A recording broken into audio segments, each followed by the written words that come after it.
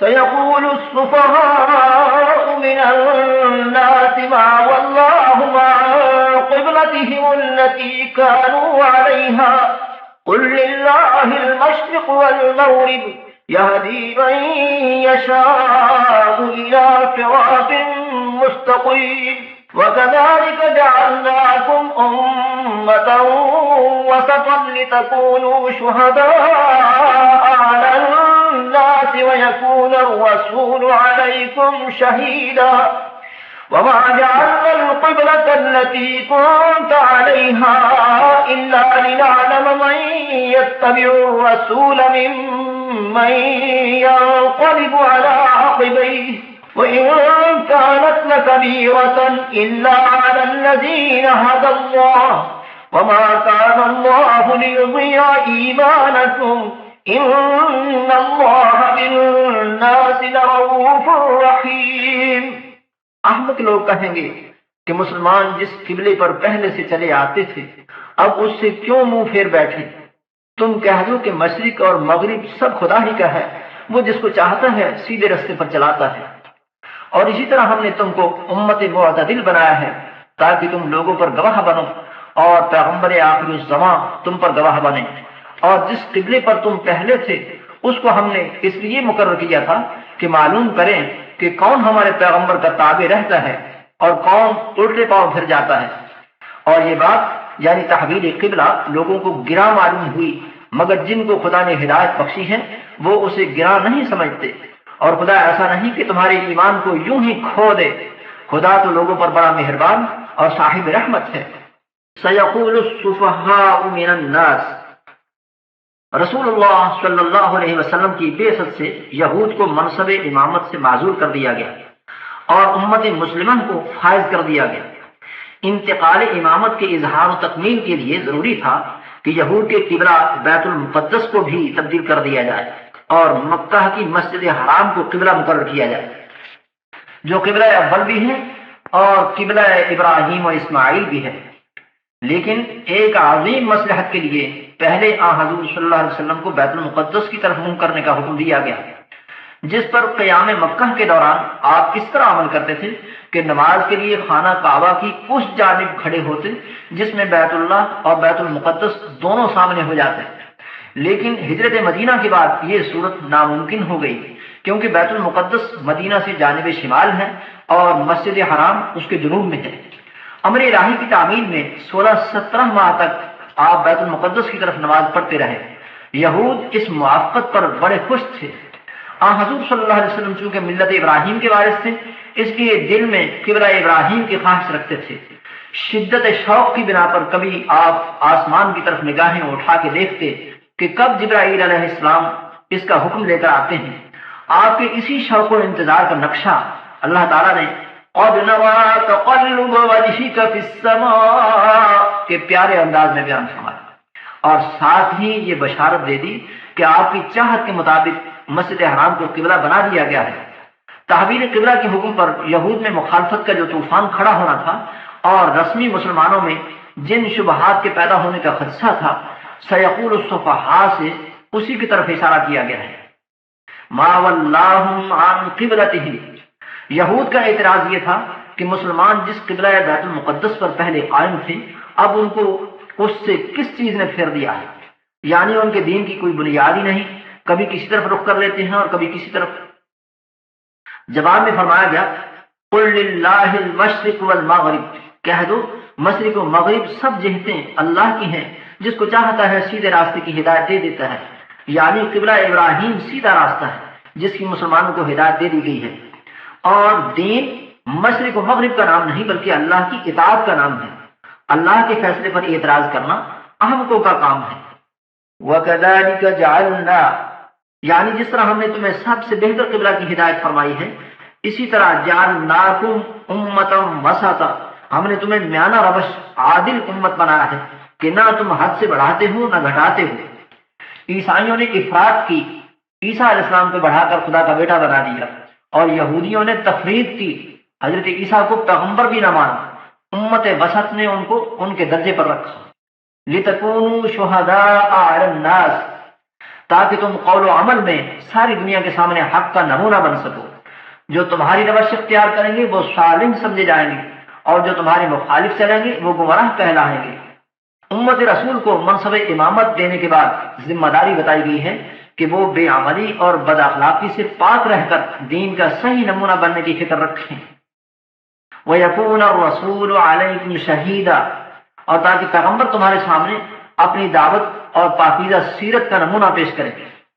اس امت کی کیا ہی شان ہے کہ اللہ اسے اپنے محبوب کا نمونہ بنانا چاہتا ہے۔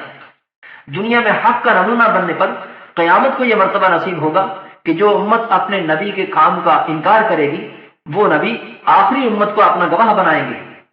وَمَا جَعَلْنَا الْقِبْلَةَ الَّتِي كُنْتَ عَلَيْهَا، جس قبلے پر تو اب تک تھا وہ ہم نے صرف اس غرض سے مقرر کیا تھا، إِلَّا لِنَعْلَمَ مَن يَتَّبِعُ الرَّسُولَ، کہ ہم جان لیں کہ تبدیلی قبلہ کے موقع پر کون پیغمبر کی اتباع کرے گا۔ اس آیت سے چند مسائل ثابت ہو رہے ہیں۔ نمبر 1، حضور صلی اللہ علیہ وسلم نے بیت المقدس کو اپنے اجتہاد سے قبلہ مقرر نہیں کیا تھا، بلکہ اللہ نے اس کا حکم دیا تھا۔ اگر اجتہاد سے قبلہ مقرر ہو سکتا تو آپ مدینہ میں بھی خود ہی بیت اللہ کی طرف رخ کر لیتے، وہیں کا انتظار نہ کرتے۔ نمبر 2، اس آیت میں بتایا گیا ہے کہ بیت المقدس کو قبلہ اللہ کے حکم سے بنایا گیا تھا، لیکن قرآن میں ایسی کوئی آیت نہیں جس میں یہ حکم نازل ہوا تھا۔ اس سے یہ بات ثابت ہوتی ہے کہ قرآن کے علاوہ بھی وہی نازل ہوتی تھی جسے حدیث کہتے ہیں۔ نمبر 3، بیت المقدس کو علم الہی میں ایک مدت کے لیے قبلہ بنایا گیا تھا، پھر اس حکم کو منسوخ کر دیا گیا۔ معلوم ہوا کہ اللہ کے احکام میں نسخ موجود ہے جس میں بڑی مصلحتیں ہوتی ہیں۔ آیت میں الا لنعلم کا معنی ہے تاکہ ہم ظاہر کر دیں، کیونکہ اللہ تو پہلے ہی سب کچھ جانتا ہے۔ مخلوق کے علم میں لانے کے لیے یہ انداز اختیار کیا گیا ہے۔ تبدیلی قبلہ کی مصلحت یہ بیان کی گئی ہے کہ مدینہ میں اسلامی حکومت کی بنیاد پڑ رہی تھی، اس کے لیے مخلص اور باوفا جماعت کو چھانٹ کر الگ کرنا ضروری تھا، اور جو لوگ کسی مفاد کی خاطر شامل ہو گئے ہوں یا پرانی رسموں پر اتنے جم چکے ہوں کہ ہر نئے حکم پر ناراض ہو جائیں، ان کو شروع ہی سے اس امتحان میں ڈال کر دور کر دیا جائے۔ چنانچہ یہود بھی الگ ہو گئے جو مشترکہ دین بنا کر رہنے کی آس رکھتے تھے، اور وہ مسلمان بھی بگڑ گئے جو ابھی یہ سمجھ نہیں سکے تھے کہ دینی رسومات اس وقت تک دین ہوتی ہیں جب تک خدا کا رسول انہیں دین میں رکھے، اور جب نکال دے تو اتباع رسول ہی دین ہے۔ مہاجرین و انصار کی اطاعت کی بڑی شان ہے۔ بخاری و مسلم میں ہے کہ تحویل قبلہ کا حکم اصل سے کچھ پہلے نازل ہوا۔ آپ نے اس کی اطلاع کے لیے منبر پر خطبہ دیا، پھر مسجد نبوی میں نماز عصر بیت اللہ کی طرف پڑھی۔ آپ کے ساتھ نماز پڑھ کر ایک شخص کسی مسجد کے قریب سے گزرا تو دیکھا کہ لوگ بیت المقدس کی طرف نماز پڑھ رہے ہیں۔ اس نے آواز دی کہ قبلہ تبدیل ہو گیا ہے، میں خود حضور کے ساتھ خانہ کعبہ کی طرف نماز پڑھ کر آیا ہوں۔ وہ رکوع کی حالت میں تھے اور 2 رکعت پڑھ چکے تھے، انہوں نے رکوع کی حالت میں ہی بالکل پچھلی جانب رخ کر لیا، اسی وجہ سے اس کو مسجد قبلتین کہتے ہیں۔ اور قباء والوں کو صبح کی نماز میں یہ خبر ملی، وہ بھی اتفاق سے رکوع میں تھے اور اسی حالت میں کعبہ کی طرف پھر گئے۔ یہاں قابل غور بات یہ ہے کہ انہوں نے ایک صحابی کے منہ سے نبی کا حکم سنا، نماز ہی میں اس پر عمل کیا۔ کسی نے بھی یہ ضرورت محسوس نہیں کی کہ پہلے تحقیق کر لی جائے۔ اصول شریعت یہی ہے کہ فرمان رسول ایک صحابی کے ذریعے بھی ثابت ہو جائے تو اس پر ایمان لانا اور عمل کرنا لازم ہوگا۔ وَمَا كَانَ اللَّهُ لِيُضِيعَ إِيمَانَكُمْ، تحویل قبلہ سخت امتحان تھا جس میں بعض لوگ ایمان ضائع کر بیٹھے، تو ارشاد ہوا کہ اللہ یہ نہیں چاہتا تھا کہ لوگ ایمان ضائع کریں، بلکہ امتحان کا مقصد یہ ہوتا ہے کہ کھرے اور کھوٹے کی پہچان ہو جائے۔ بعض صحابہ کا بیان ہے کہ کچھ لوگوں کو یہ تشویش ہوئی کہ قبلہ منسوخ ہونے سے اس طرف پڑی ہوئی نمازیں شاید منسوخ ہو گئی ہوں، تو انہیں تسلی دی گئی کہ جو عمل اللہ اور رسول کا حکم سمجھ کر کیا جائے وہ ایمان ہی کا نتیجہ ہوتا ہے، اس لیے وہ ضائع نہیں ہو سکتا۔ اس مقام پر نماز کو ایمان کہا گیا ہے، اس لیے کہ نماز ہی وہ عمل ہے جس سے ایمان کا ثبوت ملتا ہے۔ ان اللہ بالناس لرؤوف رحیم، اس میں بتایا گیا کہ جو اللہ لوگوں پر مہربان ہو وہ ایمان کو ضائع نہیں کرتا بلکہ بڑھاتا ہے، اور یہ بھی اشارہ ہے کہ تحویل قبلہ بھی اس کی مہربانی ہے کہ اس سے شرق و غرب کی تقسیم اور اس پر لڑائیاں ختم ہو گئیں اور تمام انسانوں کی عبادت میں اتحاد قائم ہو گیا۔ قد نرى تقلب وجهك في السماء فلنولينك قبلة ترضاها فول وجهك شطر المسجد الحرام وحيث ما كنتم فولوا وجوهكم شطره وإن الذين أوتوا الكتاب ليعلمون أنه الحق من ربهم وما الله بغافل عما يعملون۔ اے محمد صلی اللہ علیہ وسلم، ہم تمہارا آسمان کی طرف منہ پھیر پھیر کر دیکھ رہے ہیں، سو ہم تم کو اسی قبلے کی طرف جس کو تم پسند کرتے ہو منہ کرنے کا حکم دیں گے، تو اپنا منہ مسجد حرام یعنی خانہ کعبہ کی طرف پھیر لو، اور تم لوگ جہاں ہوا کرو نماز پڑھنے کے وقت اسی مسجد کی طرف منہ کر لیا کرو۔ اور جن لوگوں کو کتاب دی گئی ہے وہ خوب جانتے ہیں کہ نیا قبلہ ان کے پروردگار کی طرف سے حق ہے، اور جو کام یہ لوگ کرتے ہیں خدا ان سے بے خبر نہیں۔ فَلَنُوَلِّيَنَّكَ قِبْلَةً تَرْضَاهَا، اس میں حضور صلی اللہ علیہ وسلم کو تسلی دی گئی کہ جس قبلے کو آپ پسند کرتے ہیں ہم ضرور آپ کو اس طرف پھیر دیں گے۔ اس بشارت کے بعد فوراً ہی حکم ہوا فَوَلِّ وَجْهَكَ شَطْرَ الْمَسْجِدِ الْحَرَامِ، آپ مسجد حرام کی طرف اپنا منہ پھیر لیں۔ مسجد حرام خانہ کعبہ کے چاروں طرف گولائی میں بڑی وسیع جگہ ہے، کیونکہ دور کے علاقوں سے بالکل خانہ کعبہ کی طرف رخ کرنا مشکل تھا، اس لیے وسیع جگہ یعنی مسجد حرام کی طرف رخ کرنے کا حکم دیا گیا۔ لیکن جو لوگ مسجد حرام کے اندر ہوں وہ کعبہ کی طرف رخ کریں گے۔ وَحَيْثُ مَا كُنتُمْ، دنیا کے جس ملک اور جس شہر میں بھی کوئی مسلمان موجود ہو اس کو اسی طرف رخ کرنا ہوگا۔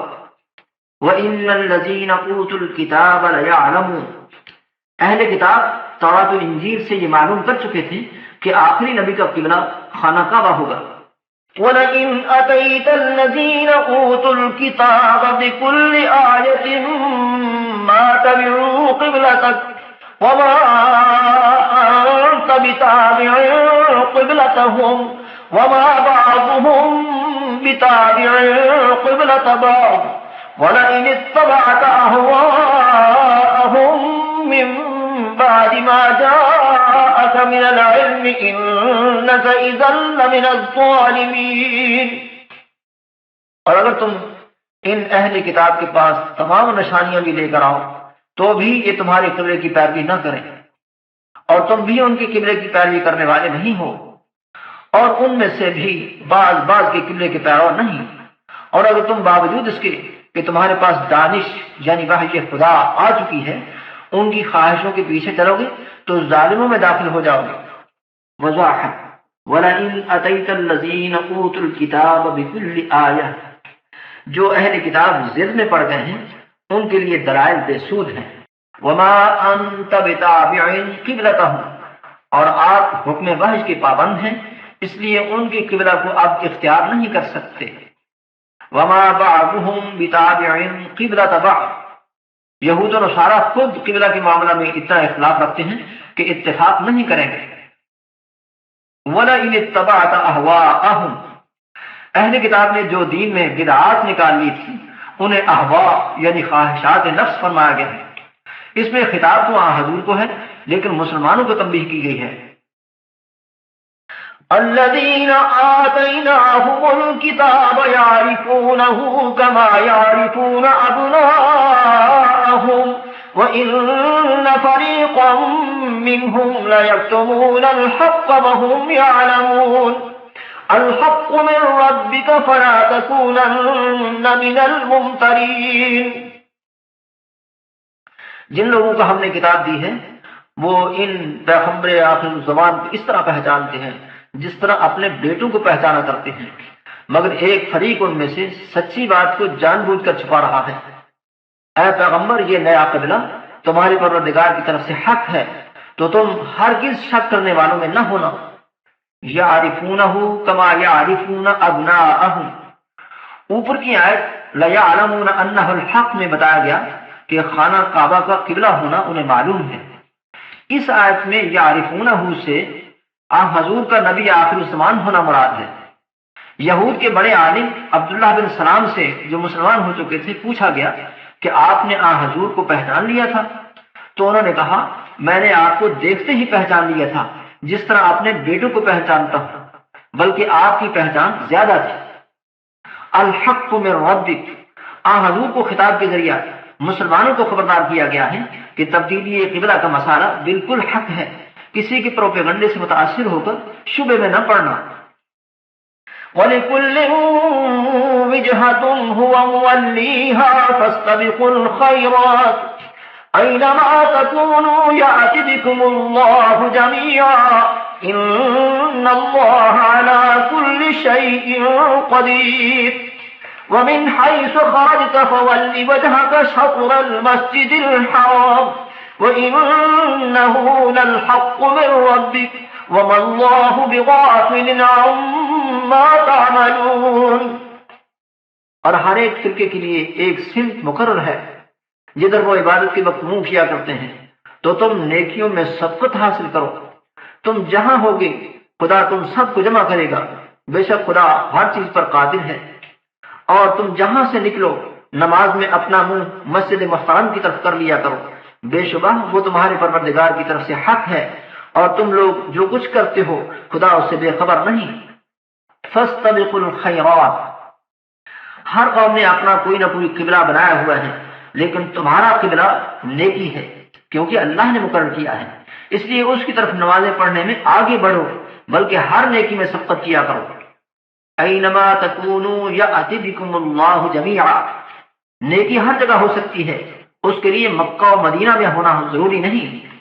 اللہ تمہیں دنیا کے ہر خطے سے اکٹھا کر لے گا اور تمہیں نیکیوں کا بدلہ دے گا۔ ومن حیث خرجت، اس آیت میں حکم دیا گیا کہ سفر میں بھی نماز کے لیے قبلہ رخ ہونا ضروری ہے۔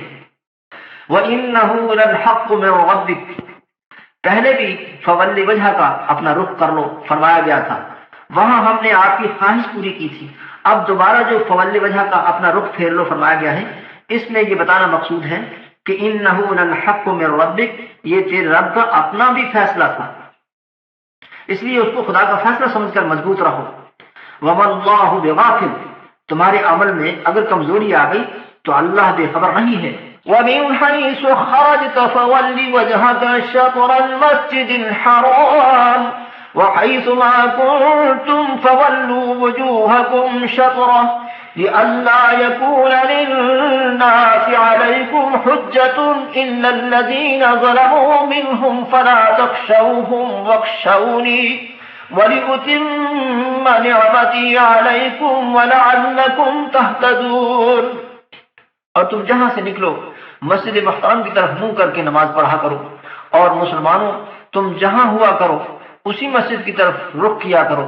یہ تاکید اس لیے کی گئی ہے کہ لوگ تم کو کسی طرح کا الزام نہ دے سکیں، مگر ان میں سے جو ظالم ہیں وہ الزام دیں تو دیں، سو ان سے مت ڈرنا اور مجھ ہی سے ڈرتے رہنا۔ اور یہ بھی مقصود ہے کہ میں تم کو اپنی تمام نعمتیں بخشوں، اور یہ بھی کہ تم راہ راست پر چلو۔ لِأَلَّا يَكُونَ لِلنَّاسِ عَلَيْكُمْ حُجَّةٌ، یہ جو ہم نے تیسری بار بھی تاکید کی ہے کہ سفر و حضر میں مسجد حرام کی طرف ہی رخ کرو، تو اس کی غرض یہ ہے کہ لوگوں کے الزامات ختم ہو جائیں۔ یہود کا الزام تھا کہ مسلمانوں کی دوغلی پالیسی ہے، نماز تو ہمارے قبلہ کی طرف پڑھتے ہیں لیکن نماز کے طریقے میں اور دوسرے مسائل میں اختلاف کرتے ہیں، اور مشرکین اعتراض کرتے تھے کہ مسلمانوں کا دعویٰ تو یہ ہے کہ دین ابراہیم پر چلتے ہیں لیکن نماز قبلہ یہود کی طرف پڑھتے ہیں، تو یہ الزامات خانہ کعبہ کو قبلہ بنا دینے سے رفع ہو گئے۔ الا الذین ظلموا منہم، لیکن بے انصاف لوگوں کی زبان بند نہیں ہوگی۔ فلا تخشوہم، پس ان سے مت ڈرو۔ وَلِأُتِمَّ نِعْمَتِي عَلَيْكُمْ، یعنی استقبال قبلہ کے حکم کا ایک مقصد یہ بھی تھا کہ میں تم پر اپنی نعمت شریعت کو مکمل کر دوں۔ وَلَعَلَّكُمْ تَهْتَدُونَ، اور خانہ کعبہ کی طرف رخ کرنے میں تمہاری ہدایت بھی ہے۔ ہدایت کے درجات اعلیٰ سے اعلیٰ ہوتے ہیں۔ بیت اللہ سامنے ہو تو نماز میں حضور قلب اور خشوع کی کیفیتیں معراج بن جاتی ہیں، اور بیت اللہ کو صرف دیکھنے سے جلال خداوندی کا مشاہدہ ہوتا ہے۔ خانہ کعبہ کے تصور سے ایمان پر تاریخ سامنے آ جاتی ہے۔ صفا و مروہ، زمزم، حجر اسود، مقام ابراہیم، قربان گاہ اور جنتی مینڈھے کے سینگ جو عبداللہ بن زبیر کے زمانہ تک خانہ کعبہ میں لٹکے رہے، یہ سب ایسے نشانات ہیں کہ ان کی زیارت اور یاد سے ہدایت کا کمال حاصل ہوتا ہے۔ كما أرسلنا فيكم رسولا منكم يتلو عليكم آياتنا ويزكيكم ويعلمكم الكتاب والحكمة ويعلمكم ما لم تكونوا تعلمون فاذكروني أذكركم واشكروا لي ولا تكفرون۔ جس طرح من جملہ اور نعمتوں کے ہم نے تم ہی میں سے ایک رسول بھیجے ہیں جو تم کو ہماری آیتیں پڑھ پڑھ کے سناتے اور تمہیں پاک بناتے اور کتاب یعنی قرآن اور دانائی سکھاتے ہیں اور ایسی باتیں بتاتے ہیں جو تم پہلے نہیں جانتے تھے، سو تم مجھے یاد کیا کرو، میں تمہیں یاد کیا کروں گا، اور میرا احسان مانتے رہنا اور ناشکری نہ کرنا۔ کما ارسلنا فیکم رسولا منکم، تحویل قبلہ نعمت پوری کرنے اور ہدایت کو کمال تک پہنچانے کا ایسا ہی ایک ذریعہ ہے جیسا کہ ہم نے تمہارے اندر رسول بھیج دیا جو تمہیں کتاب و حکمت کی تعلیم دیتا ہے اور ایسی تربیت کرتا ہے جس سے چور ولی ہو گئے اور بخیل سخی ہو گئے۔ وَيُعَلِّمُكُم مَّا لَمْ تَكُونُوا تَعْلَمُونَ، تم بنی اسماعیل ان پڑھ لوگ تھے، تمہیں اللہ تعالیٰ کی معرفت اور قبر و حشر وغیرہ کے ایسے مسائل بتا رہا ہے جن کا پہلے تمہیں کچھ بھی علم نہ تھا۔ بنی اسماعیل پر خاص احسان جتا کر توجہ دلائی گئی ہے کہ تمہیں تو اس کی بڑی قدر کرنی چاہیے۔ فَاذْكُرُونِي أَذْكُرْكُمْ، میں نے جب تم پر اتنے احسانات فرمائے ہیں تو اب تمہارا فرض یہ ہے کہ مجھے یاد رکھو، یعنی ہر کام میں میرا حکم یاد کرو، میں اس کا انعام یہ دوں گا کہ تمہیں نعمتوں سے اور فتح و نصرت سے یاد کروں گا۔ زبان سے بھی اللہ تعالیٰ کی تسبیح و تحمید ضروری ہے۔ قدسی حدیث میں ہے انا مع عبدی ما تحرکت بی شفتہ، کہ میں اپنے بندے کے ساتھ ہوتا ہوں جب تک اس کے ہونٹ میری یاد میں ہلتے رہیں، یعنی ذکر الہی سے اللہ کی خاص مدد حاصل ہوتی ہے۔ واشکروا لی ولا تکفرون، نعمت کی قدر کرنے اور اسے صحیح استعمال کرنے کو شکر کہتے ہیں، یعنی میری شریعت کی نعمت کی قدر کرو اور میری ناشکری یعنی شریعت کی بے قدری نہ کرنا، ورنہ یہود کی طرح ذلیل ہو جاؤ گے۔ یا ایھا الذین آمنوا استعینوا بالصبر والصلاة ان اللہ مع الصابرین ولا تقولوا لمن يقتل في سبيل الله اموات بل احیاء ولكن لا تشعرون۔ اے ایمان والو، صبر اور نماز سے مدد لیا کرو، بے شک خدا صبر کرنے والوں کے ساتھ ہے۔ اور جو لوگ خدا کی راہ میں مارے جائیں ان کی نسبت یہ نہ کہنا کہ وہ مرے ہوئے ہیں، وہ مردہ نہیں بلکہ زندہ ہیں، لیکن تم نہیں جانتے۔ استعینوا بالصبر والصلاۃ، احکام شریعت پر عمل کرنے میں جو دشواریاں یا مصائب پیش آتے ہیں ان کے مقابلہ کے لیے صبر اور نماز بہترین معاون ثابت ہوتے ہیں۔ اسلام کی بڑھتی ہوئی طاقت دیکھ کر یہود اور مشرکین مکہ نے سازشیں اور جنگ کی تیاریاں شروع کر دی تھی، اس لیے صبر و نماز کی خصوصی تلقین فرمائی گئی۔ چنانچہ تحویل قبلہ کے 2 ماہ بعد جنگ بدر واقع ہوئی۔ بل احیاء ولکن لا تشعرون، جنگ بدر میں 14 صحابی شہید ہو گئے تھے۔ بعض لوگوں نے کہا فلاں فلاں مر گئے اور زندگی کے لطف سے محروم ہو گئے۔ اللہ تعالیٰ نے فرمایا موت سے وہ ختم نہیں ہوئے بلکہ برزخ میں انہیں زندگی حاصل ہے جو دنیا کی کلفتوں سے پاک اور وہاں کی راحتوں سے لبریز ہے، اس لیے انہیں مردے نہ کہو۔ دنیا کی زندگی اور قیامت کی زندگی کے درمیانی عرصے کو برزخ یعنی پردہ کہا گیا ہے، جس کا دوسرا نام قبر ہے، خواہ گڑا ہو یا نہ ہو۔ اس میں روح جسم سے الگ رہتا ہے، نیک روح راحت اور خوشی میں ہوتے ہیں اور بد روح مبتلا عذاب ہوتے ہیں۔ حدیث میں ہے القبر روضۃ من ریاض الجنت او حفرۃ من حفر النار، قبر جنت کے باغوں میں سے ایک باغ ہے یا دوزخ کے گڑھوں میں سے ایک گڑھا ہے۔ موت کے بعد کافر کا روح بھی زندہ ہوتا ہے جس کے لیے قبر آگ کا گڑھا بنتی ہے۔ سورہ نوح میں ہے مما خطیئاتہم اغرقوا فادخلوا نارا، قوم نوح کے کافر اپنے گناہوں کے سبب غرق کیے گئے پھر آگ میں داخل کر دیے گئے۔ اور سورہ مومن میں ہے النار يعرضون عليها غدوا وعشيا وَيَوْمَ تَقُومُ السَّاعَةُ أَدْخِلُوا آلَ فِرْعَوْنَ أَشَدَّ الْعَذَابِ، فرعون اور اس کے پیروکار صبح و شام جھلسنے کے لیے جہنم کے سامنے کیے جاتے ہیں، اور جب قیامت قائم ہوگی تو فرشتوں کو حکم ہوگا آل فرعون کو سخت عذاب میں داخل کر دو۔ موت کے بعد کافروں کی حالت موت سے بدتر ہوتی ہے، اس لیے وہ اس لائق نہیں ہے کہ انہیں زندہ کہا جائے، لیکن مومن کے بارے میں رسول اللہ صلی اللہ علیہ وسلم نے فرمایا ہے نسمۃ المؤمن طائر يعلق في شجر الجنہ حتی یرجعہ اللہ فی جسدہ یوم یبعث، مسند احمد۔ مومن کی روح پرندے کی شکل میں جنت کے درختوں پر جھولے لیتی ہے یہاں تک کہ اللہ تعالیٰ اس کو قیامت کے دن جسم میں واپس لوٹا دے گا، مگر شہداء کو اس سے بلند رتبہ حاصل ہوگا کہ ان کے ارواح سبز پرندوں کے پیٹوں میں رہ کر جنت کی سیر کرتے ہیں اور میووں کی لذت لیتے ہیں، پھر اللہ تعالیٰ کے عرش کے نیچے قندیلوں میں آ کے بسیرا کرتے ہیں۔ اس لیے ان کی تعظیم و تکریم کے لیے فرمایا گیا کہ انہیں مردے نہ کہو بلکہ وہ زندہ ہیں اور دوبارہ شہید ہونے کے لیے دنیا میں واپس آنے کی اجازت مانگتے ہیں، لیکن انہیں بتایا جاتا ہے قد سبق منی القول انہم الیہا لا یرجعون، کہ ہمارا یہ فیصلہ ہے کہ جو دنیا سے آ جاتے ہیں وہ دنیا میں واپس نہیں بھیجے جاتے۔ اور انبیاء علیہ السلام کو شہداء سے بھی بڑھ کر اعلیٰ مقام نصیب ہوتے ہیں، لیکن عقل انسانی برزخی زندگی کی صحیح کیفیت کو سمجھ نہیں سکتی، اس لیے فرمایا گیا وَلَٰكِن لَا تَشْعُرُونَ، تم اسے سمجھ نہیں سکتے ہو۔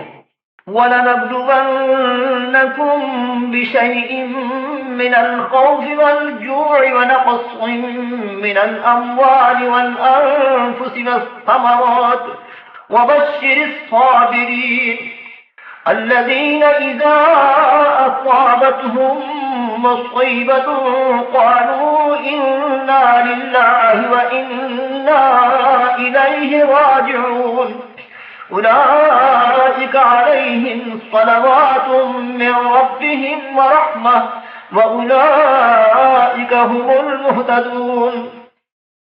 اور ہم کسی قدر خوف اور بھوک اور مال اور جانوں اور میووں کے نقصان سے تمہاری آزمائش کریں گے، تو صبر کرنے والوں کو خدا کی خوشنودی کی بشارت سنا دو۔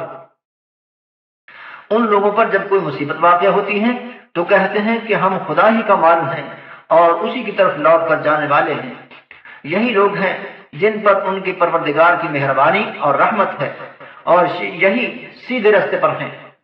وَلَنَبْلُوَنَّكُمْ بِشَيْءٍ، اللہ تعالیٰ کا دستور ہے کہ وہ ایمان والوں کی کچھ آزمائش کرتا ہے، پھر مدد بھی فرماتا ہے اور صبر کرنے والوں کو خوشخبری سنا کر تسلی بھی دیتا ہے۔ اذا اصابتهم مصیبۃ قالوا انا للہ وانا الیہ راجعون، مصیبت ہر اس چیز کو کہتے ہیں جس سے انسان کو پریشانی یا تکلیف ہو، خواہ وہ کتنی ہی معمولی ہو۔ امام ابو داؤد نے مراسیل میں روایت کیا ہے کہ نبی کریم صلی اللہ علیہ وسلم کا چراغ بجھ گیا تو آپ نے انا للہ پڑھا۔ حضرت عائشہ نے کہا یہ چراغ ہی تو ہے، تو آپ نے فرمایا جو چیز مومن کے لیے ناگوار اور تکلیف دہ ہو وہ مصیبت ہے۔ اذا اصابتہم کے لفظ اذا میں اشارہ ہے کہ مصیبت پہنچتے ہی صبر کرنا اور انا للہ کہنا چاہیے۔ بخاری و مسلم میں ہے کہ آپ نے فرمایا انما الصبر عند الصدمۃ الاولى، کہ صبر وہ ہوتا ہے جو مصیبت کی پہلی چوٹ پر کیا جائے۔ بے صبری کے رونے دھونے اور نوحہ و شکوہ سے تھک ہار کر جو خاموشی ہو اسے صبر نہیں کہتے۔ انا للہ کا مطلب یہ ہے کہ ہم اللہ ہی کے بندے اور غلام ہیں، اس کا حق ہے جو چاہے فیصلہ فرمائے۔ وَإِنَّا إِلَيْهِ رَاجِعُونَ، اور ہم نے آخر اسی کے پاس جانا ہے۔ تسلیم و رضا کا یہ کلمہ مومن کا حوصلہ بلند کر دیتا ہے اور وہ سوچنے لگتا ہے کہ جب ہر چیز کو چھوڑ کر جانا ہی ہے تو گھبرانے سے کیا حاصل۔ مسلم شریف میں ام سلمہ سے روایت ہے کہ میں نے حضور صلی اللہ علیہ وسلم سے سنا کہ جو شخص کسی مصیبت پر انا للہ پڑھے اور یہ کلمات کہے اللہم اجرنی فی مصیبتی واخلف لی خیرا منہا، اے اللہ میری مصیبت کا اجر دے اور اس کی جگہ مجھے اس سے بہتر عنایت فرما، تو اللہ تعالیٰ اسے اجر بھی عطا فرماتا ہے اور اس کا نعم البدل بھی دے دیتا ہے۔ ام سلمہ کہتی ہیں کہ میرا خامد ابو سلمہ فوت ہو گیا تو میں نے فرمودہ رسول کے مطابق پڑھا تو اللہ تعالیٰ نے میری شادی رسول اللہ سے فرما دی۔ مسند احمد میں امام حسین کی روایت ہے کہ نبی کریم صلی اللہ علیہ وسلم نے فرمایا کہ اگر کسی مسلمان کو مدت کے بعد اپنی مصیبت یاد آ جائے وہ اس پر انا للہ پڑھے تو جتنا اجر پہلے روز ملا تھا اتنا ہی دوبارہ مل جائے گا۔ دل کا صدمہ اور آنکھوں سے آنسو بہنا صبر کے منافی نہیں۔ بخاری و مسلم میں ہے کہ حضور صلی اللہ علیہ وسلم اپنے بیٹے ابراہیم کی حالت موت دیکھ کر رو رہے تھے تو عبد الرحمن نے کہا حضرت آپ بھی روتے ہیں؟ آپ نے فرمایا اوف کے بیٹے یہ رحمت ہے۔ پھر آپ بچے کو مخاطب ہو کر فرمانے لگے آنکھ روتی ہے اور دل غم کھا رہا ہے لیکن ہم منہ سے وہی کہیں گے جسے ہمارا رب پسند کرتا ہے۔ بیٹے ابراہیم ہم تیری جدائی سے بڑے غمگین ہیں۔ مصیبت پر جزا فضا کرنا اللہ تعالیٰ کے فیصلے پر اعتراض اور اس سے ناراضگی کا اظہار ہوتا ہے۔ اس لیے نبی کریم صلی اللہ علیہ وسلم نے فرمایا لیس منا من ضرب الخدود وشق الجیوب ودعا بدعوى الجاہلیہ، وہ شخص میری امت سے نہیں جو مصیبت پر اپنے منہ کو پیٹے اور کپڑے پھاڑے اور جاہلیت کے بین کرے۔ اولئک علیہم صلوات من ربہم، خاص عنایتوں اور مہربانیوں کو صلوات فرمایا گیا، یہ عام لوگوں کے حصے میں نہیں آتی۔ مثلا نور ایمان کی حفاظت اور ترقی، دل کی طمانینت اور مشکلات میں غیبی نصرت وغیرہ۔ سورہ احزاب میں ہے وَالَّذِي يُصَلِّي عَلَيْكُمْ وَمَلَائِكَتُهُ لِيُخْرِجَكُم مِّنَ الظُّلُمَاتِ إِلَى النُّورِ، وہی خدا تم پر صلات بھیجتا ہے یعنی خاص رحمت کرتا ہے اور اس کے فرشتے تمہارے حق میں دعائے رحمت کرتے ہیں تاکہ اللہ تمہیں اندھیروں سے نکال کر نور کی طرف لائے، یعنی اوہام و شبہات اور مخلوق پرستی کی تاریکی سے نکال کر ایمان و یقین، توحید خدا بندی اور اعمال خیر کی توفیق دیتا ہے۔ ورحمہ، رحمت عام جس میں مومن و کافر سب کا حصہ ہے، رزق، صحت، عزت اور اولاد وغیرہ۔ وَأُولَٰئِكَ هُمُ الْمُهْتَدُونَ، جو لوگ انا للہ کے مطابق اپنے جسم و جان، مال و اولاد اور سارے جہان کا مالک اللہ کو مان لیں، وَإِنَّا إِلَيْهِ رَاجِعُونَ کے مطابق آخرت کی حاضری پر یقین بنا لیں، وہ ہدایت کا راستہ پا لیتے ہیں جس پر چلنے والے جنت میں جا آباد ہوتے ہیں۔